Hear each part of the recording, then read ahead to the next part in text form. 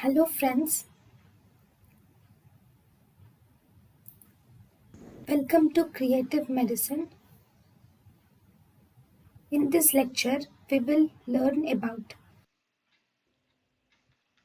sensitivity of depolarizers and non-depolarizers in disease states.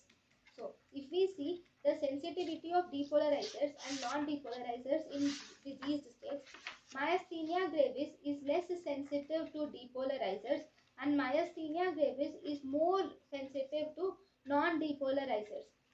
Myasthenic syndrome or Eden-Lambert syndrome, it is more sensitive to depolarizer and even more sensitive to non-depolarizer. In muscular dystrophy, it is more sensitive to maximum sensitive to depolarizers, and muscular dystrophy is a little increased in sensitivity to non-depolarizers. So summary, in myasthenia gravis, non-depolarizers are more sensitive than depolarizers. In myasthenic syndrome, non-depolarizers are more sensitive than depolarizers. In muscular dystrophy, depolarizers are more sensitive than non-depolarizers.